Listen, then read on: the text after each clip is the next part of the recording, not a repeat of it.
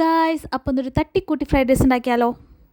അപ്പോൾ അതിനായിട്ട് നമ്മൾ ആദ്യം തന്നെ കുറച്ച് വെജിറ്റബിൾസാണ് എടുക്കണേ. ഞാനിവിടെ ബീൻസ്, ക്യാരറ്റ്, ക്യാപ്സിക്കം, ഓനിയൻ, പിന്നെ അതുപോലെ തന്നെ ക്യാബേജ്, പിന്നെ ഇഞ്ചി, പച്ചമുളക്, വെളുത്തുള്ളി, ഇതൊക്കെ വേണം. ഇതിനെക്കാട്ടും ഇമ്പോർട്ടൻ്റ് ആയിട്ട് നമുക്ക് വേണ്ടതാണ് സ്പ്രിംഗ് ഓനിയൻ. അപ്പോൾ സ്പ്രിംഗ് ഓനിയനും എടുത്തിട്ടുണ്ട്.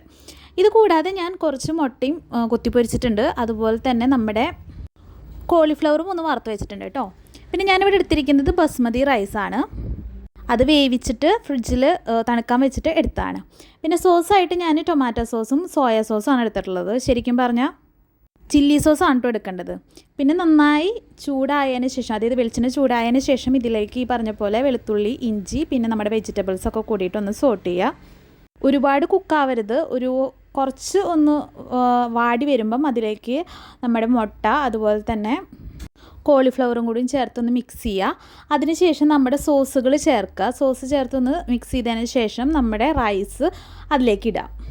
റൈസ് ഇട്ടതിന് ശേഷം സ്പ്രിംഗ് ഓനിയൻ്റെ ലീഫിൻ്റെ ഭാഗവും അതുപോലെ തന്നെ കുരുമുളക് പൊടി ഇട്ട് നന്നായി മിക്സ് ചെയ്യുക. മിക്സ് ചെയ്യണതിലാണ് ഇതിൻ്റെ ടേസ്റ്റ് ഇരിക്കുന്നത്.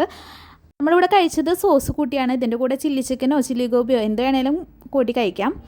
എന്തായാലും നല്ല ടേസ്റ്റ് ഉണ്ടായിരുന്നു. നിങ്ങളും ഒന്ന് ട്രൈ ചെയ്ത് നോക്കണം. അപ്പോൾ ഇന്നത്തെ വീഡിയോ ഇത്രയേ ഉള്ളൂ. അപ്പോൾ ഓക്കെ, ബൈ. വീഡിയോ ഇഷ്ടപ്പെട്ടാൽ ലൈക്ക് ചെയ്യൂ കേട്ടോ.